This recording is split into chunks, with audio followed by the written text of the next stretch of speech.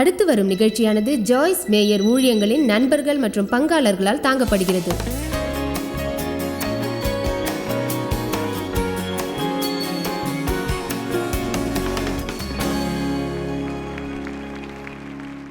எல்லாவற்றுக்கும் மேலான சவால் 2 கொரிந்தியர் 5:17. ஒரு மேலான சவால். நான் நம்புகிறேன் பெரிய சவாலானது ஒரு விதமான அற்புதமான சுகம் என்றல்ல, அதுவும் மேலான ஒன்றுதான். ஆனால் உண்மையாய் சொல்ல முடியும், அது தேவன் மனிதனை உண்மையாக மாற்றுவது. அது நாம் சரீர சுகமளித்தலை காண்பதற்கும் மேலான ஒன்றாகும். நாம் குருடான கண்கள் திறக்கப்படும் போது நினைக்கின்றோம், எவ்வளவு அருமை. ஆனால் அதைவிட அருமையானதை தேவன் எனக்குள் செய்கிறார் என்று சொல்கிறேன்.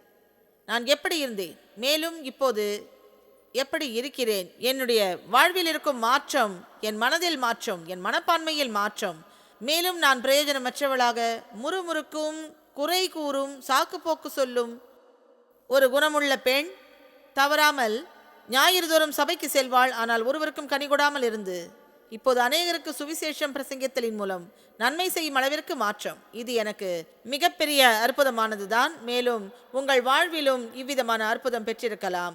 ஒருவேளை ஒரே விதமான அற்புதமாக இல்லாதிருக்கலாம். ஆனால் தேவன் நம்மை கிறிஸ்துவை போல மாற்றும்படி அவர் சாயலில் வணையப்பட, அதுவே அவரிடம் இருந்து வருகின்ற அற்புதமாகும்.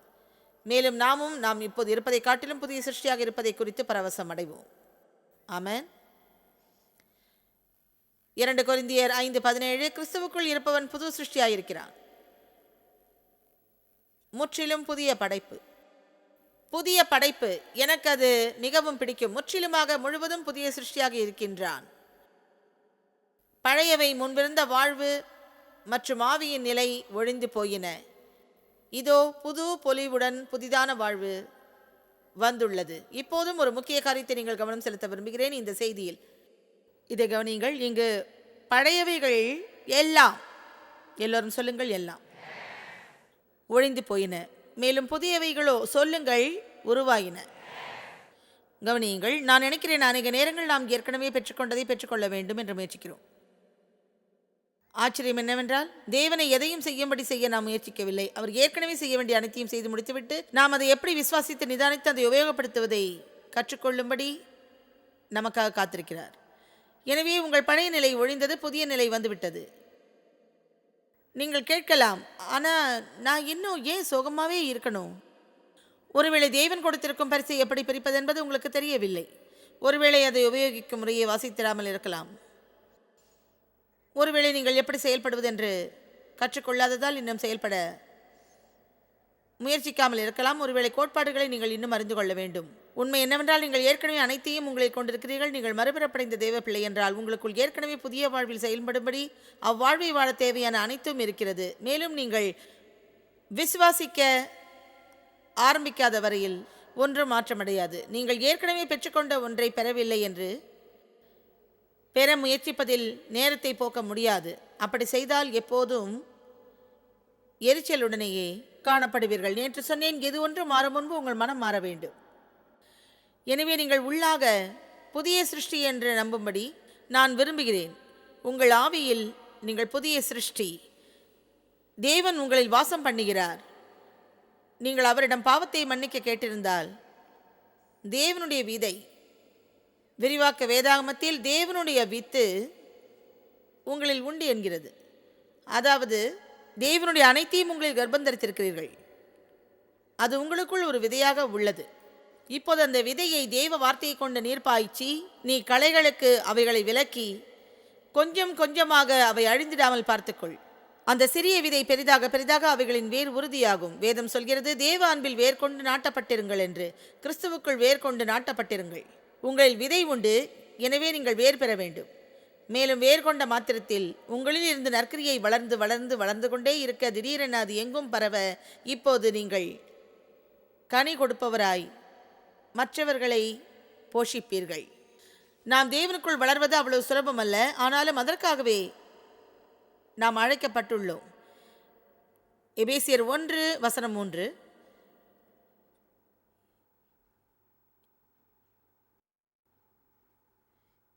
எல்லா ஸ்தோத்திரமும் துதி புகழ்ச்சி பெருமை தேவனும் நம்முடைய கர்த்தராகிய இயேசு கிறிஸ்துவுக்கும் மேசியா உண்டாகட்டும்.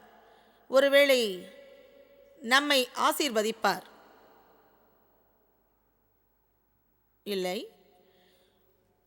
மறுபடியும் பார்ப்போம். நம்முடைய கர்த்தராகிய இயேசு கிறிஸ்துவின் பிதாவாகிய தேவனுக்கு ஸ்தோத்திரம். அவர் உண்மையாய் முயற்சிப்போம்.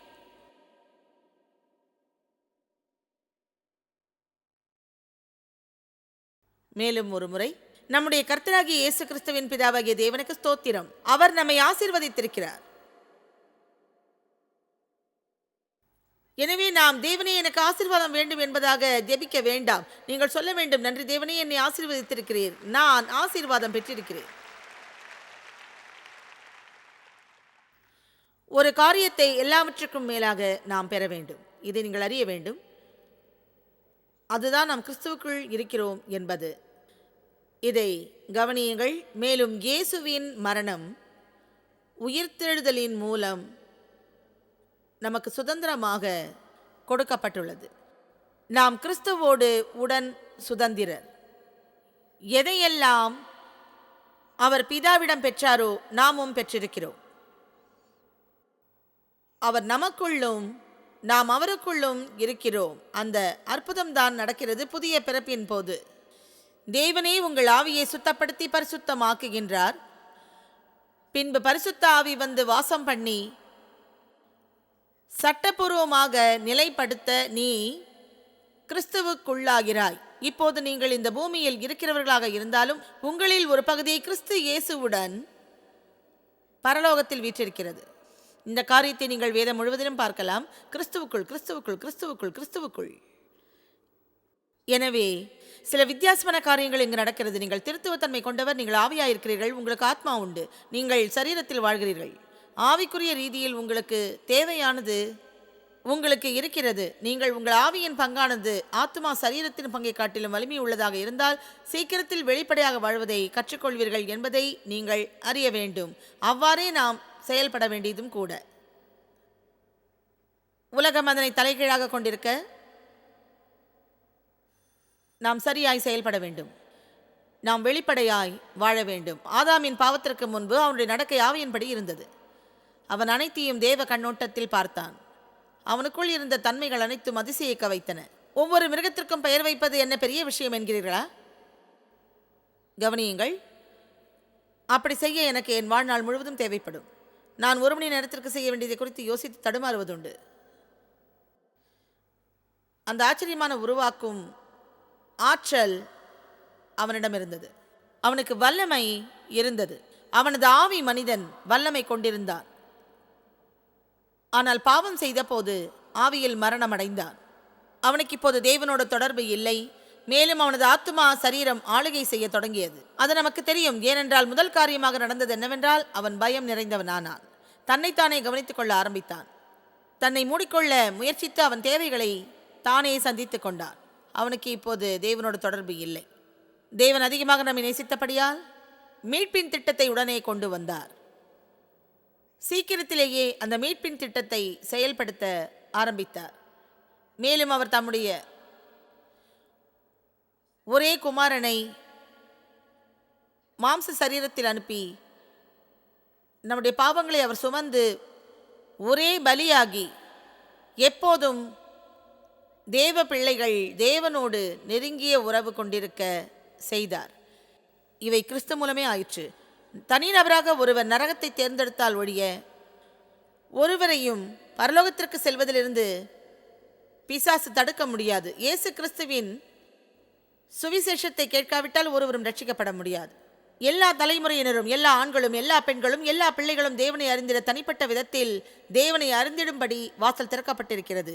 நீங்கள் ஒரு ஆசாரியர் மூலமோ அல்லது பிரசங்கியார் மூலமோ செல்ல வேண்டாம், அல்லது அப்பாவோ அம்மாவோ வேண்டாம்.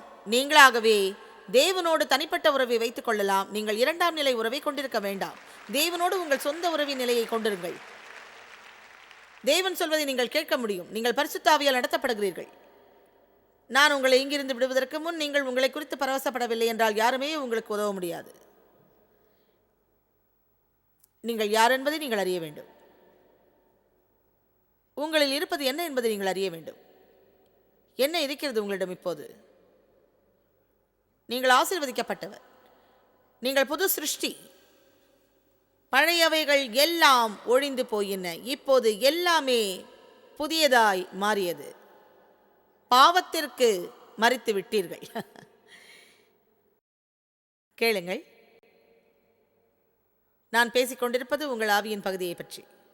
நீங்கள் எப்படி ஆவி பகுதியை கனப்படுத்துவது என்று கற்றுக்கொள்ள வேண்டும்.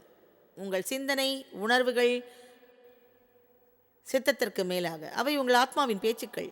நான் உணர்வது சரிதாய், சில நான் ஆசீர்வாதம் பெற்றிருப்பதை அறிவேன், ஆனால் நான் அப்படி உணர்வதில்லை.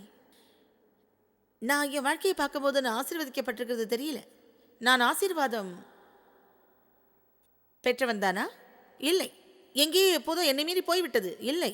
நாம் நம்ப வேண்டியது தேவன் கூறுவதையே தவிர நாம் நினைப்பதை அல்ல.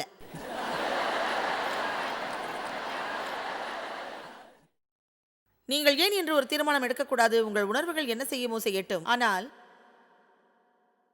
நான் தேவனை விசுவாசிக்கப் போகிறேன் என்று உங்கள் உணர்வுகளுக்கு பணிந்து போய் அவைகளின் ஆளுகைக்கு கீழ் இருப்பதை நிறுத்துங்கள். ஒருவர் மேல் உங்களுக்கு வெறுப்பிருந்தாலும் அவர்களோடு நல்ல விதமாக பேசி அவர்களை நன்கு உபசரிக்க முடியும் என்று தெரியுமா? நீங்கள் ஒருவேளை இப்போது யோசிக்கலாம், என்னால் அது முடியாது. உங்களால் அது முடியும். உங்களால் முடியும். உங்களுக்கு உள்ளாக செயல்பட தேவன் சொல்வதை செய்ய வல்லமை உண்டு என்று நீங்கள் நம்பினால் உங்களால் செய்ய முடியும். ஏனென்றால் ஆவி மனிதன் சுபாவ மனிதனை விட பலம் உள்ளவன். நாம் ஆசீர்வதிக்கப்பட்டவர்கள். இப்போது நான் இங்கே மற்றவைகளை விட்டு இந்த மூடி வைக்கப்பட்டுள்ள பரிசை பார்க்கிறேன். தேவன் நமக்கு ரட்சிப்பின் பரிசை கொடுத்திருக்கிறார். இதில் அனைத்தும் அடங்கிவிடும். இங்கு அழகான ஒரு வெகுமதி இருக்கிறது. அதை பிரிக்காத பட்சத்தில் எனக்கு அது உதவியாகிறாது. எனவே அநேகர் தேவனிடமிருந்து பெற்றுக்கொள்கிறார்கள், ஆனால் அதனை ஆராய்ந்து பார்க்க அறிந்து கொள்ள திறப்பதில்லை. ஒன்று சொல்கிறேன், இந்த பெட்டியில் எது இருந்தாலும் அதனை உபயோகிக்கும் முறை அதில் கொடுக்கப்பட்டிருக்கும். இப்போது நான் அந்த உபயோகிக்கும் முறையை வாசிக்காவிட்டால் என்னால் பெற்றுக்கொண்ட பொருளை பயன்படுத்த முடியாமல் போகும். இது யாருடைய தவறாக இருக்கிறது? மேலும் உங்களில் சிலருக்கு இது சரியாக வேலை செய்யவில்லை. ஏனென்றால் எப்படி செயல்பட செய்வது என்பதை படித்து அறிந்து கொள்ளவில்லையே. சரி, விதிமுறை குறிப்புகள் எனக்கு பிடிக்காது என்பதை புரிந்து கொள்கிறேன். எனக்கு பிடிக்கும். ஆனாலும் என்னிடம் எனது காரை வாங்கியதிலிருந்து உபயோகிக்காத காரியங்கள் அதில் உண்டு. உபயோகிக்கும் முறை புத்தகம் க்ளவ் பாக்ஸில் இருக்கிறது. ஆனால் கண்டிப்பாக நான் அதை வாசித்து ரேடியோவை இயக்குவதை தெரிந்து கொள்ள வேண்டும், இல்லையா? இல்லை என்றால் அந்த பட்டன்களை அழுத்திக் கொண்டே அடரா இது சரியா வேலை செய்யலன்னு சொல்லட்டுமா? இப்படி செய்யும் உறவினர்கள் இங்கு உண்டா? அதாவது என்னுடைய கம்ப்யூட்டரை உபயோகிக்க கற்றுக் கொடுத்த நபர் கூறியது போலவே 20 வருடமாக செய்கிறேன். இப்போது என் மகன் என்னிடம் வந்து, நீங்க என்ன செய்றீங்க? என்னதான் செஞ்சிட்டு இருக்கீங்க? நீங்க இன்னும் உங்க புத்தகங்களை பிளாப்பி டிஸ்க்லையா எடுக்கிறீங்க? நீங்க என்ன செய்றீங்க? சரி அம்மா, நாம இப்படித்தான். அது வந்து இப்போ எனக்கு அதுக்கு நேரம் இல்லை. எனக்கு தெரியும் நான் நிறைய நேரத்தை சேமிக்கலாம், இன்னும் சுலபமாகவும் இருக்கும். ஆனால் அது வந்து இந்த முறைகளை படித்தறிய எனக்கு விருப்பம் இல்லை. யாருக்காவது நான் பேசுவது புரிகிறதா? நல்லது. ஆனால் நம்முடைய ஆவிக்குரிய வாழ்க்கை நிலையில் நாம் இப்படி நடிக்க முடியாது. வெற்றியுள்ள வாழ்க்கை வாழ்வது எப்படி என்பதற்கு உங்களுக்கான விதிமுறைகள், உங்களுக்கு வேண்டிய பதில், எல்லா பிரச்சனைகளின் தீர்வும் இதோ இதில் இங்கு அடங்கியுள்ளது. காலையில் எழுந்ததும் சோர்ந்து போவது போல உணர்ந்தால் சங்கீதத்தை வாசியுங்கள். ஒருவேளை நீங்கள் சோம்பலாக உணர்ந்தால் நீதிமொழிகள் படியுங்கள். அதேபோல் நீங்கள் முக்கிய தீர்மானம் எடுக்க வேண்டும், என்ன செய்வதென்று தெரியவில்லை. யார் மேலாவது கோபமா? இதை வாசியுங்கள். தேவன் மன்னிப்பு, அன்பு, இரக்கம், தயவு, கிருபையை குறித்து, நியாயப்பிரமாணத்தை குறித்து என்ன சொல்கிறார் என்று பாருங்கள். உங்கள் மனம் மாற நீண்ட நேரம் எடுக்காது. எபேசியர் 1 பார்க்கலாம். இன்னும் சிறிது ஆழமாய் வாசிப்போம். வசனம் 3, இன்னும் சில வசனங்களை பார்ப்போம். எபேசியர் 1 கூறுகிறது, சொல்லுங்கள், எனக்கு ஆசீர்வாதம் உண்டு. வெற்றி வாழ்க்கை வாழ என்னிடம் எல்லாம் இருக்கிறது. நீங்கள் புத்திசாலியானால் நீங்கள் புதிய அறிக்கையின் பட்டியலை தயாரித்து நான் இந்த கூட்டத்தில் சொல்லும்படி செய்த அனைத்து அறிக்கைகளையும் வீட்டுக்கு எடுத்துச் சென்று ஒரு நாளில் 2-3 முறை அறிக்கை செய்து மாற்றம் வரும் வரை தொடர்ந்து கூறுவீர்கள். ஏனென்றால் வேதம் சொல்வதை சொல்லும் போதெல்லாம் நமது மனம் புதிதாக்கப்படும். நீங்கள் கற்றுக்கொண்டு சரியானதை செய்ய சாத்தான் தன் மூட்டை முடிச்சுகளை எடுத்துக்கொண்டு வெளியேறுவான். ஏனென்றால் அவன் காலம் முடிந்தது. நீங்கள் சரியானதை யோசிக்க தெரிந்திருக்கும் போது அவன் உங்களிடம் பொய் சொல்லி வஞ்சிக்க முடியாது. வசனம் 3, நான் திரும்ப இதை வாசிப்போம். எல்லா ஸ்தோத்திரமும் தேவனாகிய பிதாவிற்கு நம்முடைய கர்த்தராகிய இயேசு கிறிஸ்துவுக்குள் நம்மை சகல ஆவிக்குரிய ஆசீர்வாதத்தினால் பரிசுத்த ஆவியினால் கொடுக்கப்பட்ட பரலோக ஆசீர்வாதத்தை பெறுகிறோம். பரலோக ஆசீர்வாதம் அனைத்தும் நமக்கு கொடுக்கப்பட்டிருக்கிறது கிறிஸ்துவுக்குள். இப்போது மேலும் அவர் அன்பில் நம்மை தெரிந்து கொண்டு, சொல்லப்போனால் அவருக்காக அவருடையதாக நம்மை கிறிஸ்துவுக்குள் சேர்த்திட்டார். அவர் நம்மை தெரிந்து கொள்ள காரணம் நாம் அதற்கு தகுதியுடையவர்கள் என்றல்ல. அவர் நம்மை தெரிந்து கொண்டது நாம் உண்மையில் நல்லவர்கள், அவருக்கு சரிசமமானவர்கள் என்பதால் அல்ல. கிறிஸ்து இயேசுவுக்குள் நம் விசுவாசம் இருப்பதை அவர் தெரிந்து கொண்டார். உலகத் தோற்றத்திற்கு முன்பாகவே அவர் அதை செய்திட்டார். ஏனென்றால் உலகத் தோற்றத்திற்கு முன்பாகவே அவருக்கு தெரியும் யார் சரியானதை செய்வார்கள், யார் தவறு செய்வார்கள் என்று. எனவே கூறுகிறார், யாரெல்லாம் என் குமாரனில் விசுவாசிக்கிறார்களோ அவர்களை நேசிக்கிறேன், அவர்களை என்னோடு உறவு கொள்ள அழைக்கிறேன் என்று. அவர் இதை செய்தார். பரிசுத்தமான, சுத்திகரிக்கப்பட்டு அவருக்காக பிரித்தெடுக்கப்பட்ட குற்றமற்றவராக அவருக்கு காணப்பட. எனக்கு அது பிடிக்கும். உன் வெட்கத்தை விட்டு வெளியேறு. அவர் பார்வையில் நீ குற்றமற்றவன். எல்லாவற்றுக்கும் மேலாக அவருக்கு முன்பாக அன்பில் அவர் நம்மை முன் குறித்திருக்கிறார். இலக்குடன், அன்போடு, நமக்கான திட்டத்துடன் நம்மை தத்தெடுத்து வெளிப்படுத்தி இயேசு கிறிஸ்துவின் மூலம் அவரது சொந்த பிள்ளையாக. வசனம் 6, அதன் மூலமாக நாம் துதிக்கு பாத்திரரான அவருடைய கிருபையின் ஐஸ்வர்யத்தின்படியே பிரியமானவருக்குள் தந்தருளின மகிமைக்கு புகழ்ச்சியாக. வசனம் 7, அவருக்குள் மீட்பு உண்டாயிருக்கிறது. வசனம் 12, அவருக்குள் நாம் தேவனுடைய சுதந்திரராக இருக்கிறோம். அது தொடர்ந்து மேலும் மேலும் மேலும் பலவற்றை கூறுகிறது. நமக்கு தேவையான அனைத்தும் அவருக்குள் இருக்கிறது. வசனம் 14 கவனியுங்கள். ஆவியானவர் நம்முடைய சுதந்திரத்தின் அச்சாரமாயிருக்கிறார். ஆவியானவர் அதற்கு உத்தரவாதம். அவரே உத்தரவாதம்.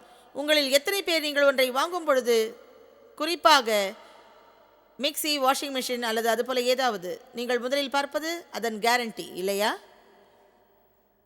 தேவனும் நமக்கு கேரண்டி கொடுத்திருக்கிறார். நான் உனக்கு இந்த பரிசை தருகிறேன், நான் உனக்கு உபயோகிக்கும் முறையையும் கொடுக்கிறேன், மேலும் அது சரியாக செயல்படும் என்று நான் உனக்கு உத்தரவாதம் தருகிறேன். அதன் முடிவில் அது சரியாக இயங்கிடும் ஒன்றாகும். இயேசு சொல்கிறார், நான் போகிறேன், நீங்கள் இன்னும் சிறந்தவர்கள் ஆவீர்கள். ஏனென்றால் நான் போய் என்னுடைய ஆவியை உங்களோடு இருக்கும்படி அனுப்புவேன். அவர் உங்களுடனே கூட இருந்திருக்கிறார், இப்போது உங்களுக்குள் இருக்கிறார். ஏன் நமக்குள் இருக்கிறார்?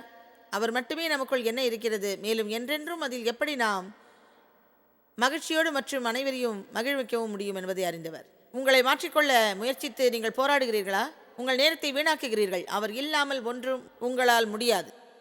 பெலத்தாலும் அல்ல, பராக்கிரமத்தாலும் அல்ல, ஆனால் ஆவியினாலே ஆகும் என்கிறார் கர்த்தர். சரி, 2 கொரிந்தியர் 5:20. தேவ் இங்கே மேலே வர்றீங்களா? கண்டிப்பாக தேவ் எனக்கு உதவி செய்வார். உங்கள் எல்லாருக்கும் தேவ ரொம்ப பிடிக்கும். ஏன்னா அவர் பார்க்க அழகாக இருக்கார் இல்லையா? உங்களால் புரிந்து கொள்ள இயலாவிட்டால் 2 கொரிந்தியர் 5:21 நான் வசனம் 20 வாசிக்கிறேன். உங்களுக்கு புரியவில்லை என்றால் நான் சொல்லும் வரை வெளியே வர வேண்டாம். உங்களுக்கு புரியவில்லை என்றால் 2 கொரிந்தியர் 5:21 கட்டாயம் புரியாவிட்டால் வெறுமையாகிவிடும். முடிவில் குழப்பமே மிஞ்சிவிடும். பார்க்கலாம். வசனம் 20, நாங்கள் கிறிஸ்துவின் ஸ்தானாதிபதிகள். தேவன் எங்களை கொண்டு புத்தி சொல்லுகிறார். நாம் கிறிஸ்துவின் தனிப்பட்ட பிரதிநிதிகளாக இருக்கின்றோம். நம்பிடுங்கள். உங்களை அவர் சார்பில் கேட்கிறேன். இங்கு இருக்கிறது, பிடித்துக் கொள்ளுங்கள். இங்கு அவர் கூறுகிறார், நான் உனக்கு தேவையான அனைத்தையும் கொடுத்திருக்கிறேன், எனவே நான் உங்களை கெஞ்சி கேட்கிறேன், பிடித்துக் கொள்ளுங்கள். எப்படி செயல்படுவதென்று கண்டுபிடியுங்கள். உத்தரவாதத்தை கண்டுபிடியுங்கள். உனக்கு கொடுத்திருக்கும் எதையும் விட்டு விடாதே. ஒரு அழகான பெண், கரோலின் பிராண்டி, எல்ஏ ட்ரீம் சென்டரில் உள்ளவர். இங்கு அநேகர் சென்றிருப்பீர். அவர் எனக்கு அழகான பரிசை பின்புற அறையில் வைத்திருந்தார். என்னிடம் உங்களுக்கு ஒரு பரிசு பின்புற அறையில் உள்ளதென்றார். நேரத்தை வீணாக்காமல் பின்னரைக்கு சென்று அதை திறந்தேன். ஆஹா, அந்த பெட்டியில் இருப்பதை அறிந்து கொள்ளாமல் வெளியே வர வாய்ப்பே இல்லை. நான் அந்த பெட்டியை எடுத்து திறந்தேன். அதற்குள் எவ்வளவு அழகான ஒரு வேதம், வெளியில் பெரிய கோல்டு சிலுவை பொருத்தப்பட்டு ரொம்ப அழகாக இருந்தது. மிகவும் நன்றி என்றேன். இங்கு அந்த பரிசை பிரிப்பதற்கு நான் அவ்வளவு ஆர்வமாக இருப்பேனானால் ஏன் தேவன் கொடுத்த பரிசிற்கு நேராக இந்த ஆர்வத்தை காட்ட முற்படுவது இல்லை? ஒன்று சொல்லட்டுமா? இதோ உங்களுக்கான என்னுடைய பரிசு என்று யாரிடமாவது வந்து நான் கூறினால், நான் இங்கு பிரசங்கிக்க முயற்சித்துக் கொண்டிருக்கும் போதே அதை பிரித்து பார்த்து கொண்டிருப்பேன். நேரத்தை வீணாக்காமல் வீட்டுக்கு சென்று திறந்து பார்க்க காத்திருக்காமல் அதனை சீக்கிரமே திறந்து பார்த்திடுவேன். ஒருவேளை உங்களுக்கு அதை பயன்படுத்த தெரியாவிட்டாலும் உடனே பயன்படுத்த கற்றுக்கொள்வீர்கள். இதையே தான் கிறிஸ்துவோடும் செய்ய வேண்டும். அவர், நான் தாழ்மையாய் கேட்கின்றேன், தெய்வீக தயவை பற்றிக்கொள், மேலும் தேவனோடு ஒப்புரவாகிடு. எனக்கு இந்த வசனம் பிடிக்கும். நமது நிமித்தம் அவர் பாவமறியாத கிறிஸ்துவை நமக்காக பாவமாக்கினார். ஆகவே நாம் அவர் மூலமாக அவரோடு கூட அவருக்குள் காணப்பட திருஷ்டாந்தமாக தேவனுடைய நீதியாகும்படி எப்படி இருக்கிறோமோ அவ்வாறு ஏற்றுக்கொள்ளப்பட்டு அங்கீகரிக்கப்பட்டு அவரோட சரியான உறவில் அவரது நன்மையில். இது மிக எளிதானது. இயேசு உங்கள் பாவத்தை சுமந்து கொண்டு உங்களுக்கு தமது நீதியை கொடுத்திருக்கிறார். அவர் தம்முடைய நீதியை தேவன் முன்பாக சரியான நிலையை கொடுத்திருக்கிறார். என்னுடைய வாழ்க்கையில் எனக்குள்ள இந்த ராகம் கேட்டதுண்டு. என்னிடம் என்ன தவறு, என்னிடம் என்ன தவறு, என்னிடம் என்ன தவறு, என்னிடம் என்ன தவறு. ஏன் என்னால் மற்றவர் போல் இருக்க முடியவில்லை? ஏன் என் தகப்பன் என்னை சித்திரவதை செய்தார்? என்னிடம் என்ன தவறு, என்னிடம் என்ன தவறு, என்னிடம் என்ன தவறு. மேலும் எனக்கு ஆறுதல் அளிக்கும் ஒன்றை நான் கற்றுக்கொண்டேன். எனக்கு நீதி உண்டாவது எனது சரியான நடத்தையை கொண்டதல்ல, ஆனால் எனக்கு தேவனுக்கு முன்பாக நிற்கும் நிலை கொடுக்கப்பட்டுள்ளது. இதோ கிரியை செய்யும் வழியை இப்போது செய்து காட்டப் போகிறேன். தேவி, இங்கே வந்து எனக்கு உதவி செய்கிறீங்களா? தேவி இப்போது தேவனாக இருக்கிறார். இங்கே வாங்க. இதோ இந்த மாதிரி வேலை செய்யும் பாருங்க. இது தேவனுடைய பரிசுத்தம். இது வெள்ளை அங்கி. எனவே அவர் என்னிடம் இருப்பதை எடுக்கிறார்.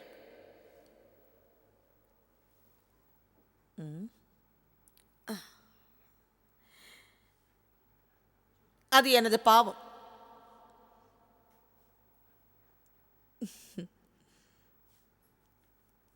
நான் கிறிஸ்துவிடம் வரும்போது அவர், ஜாய்ஸ், உன்னிடம் இருக்கும் அந்த பழைய வாழ்வை என்னிடம் தா, நான் அதை ஏற்றுக்கொண்டு உனக்கு எனது நீதியை தருகிறேன் என்றார். இங்கு அவர் எனக்கு அதை தருகிறார். இருங்க, தேவ், தேவ் இங்க வாங்க.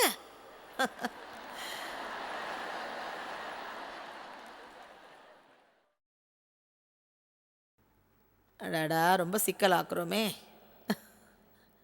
ஆனால் இங்கே நீதியின் வஸ்திரத்தை தரித்துக்கொள்.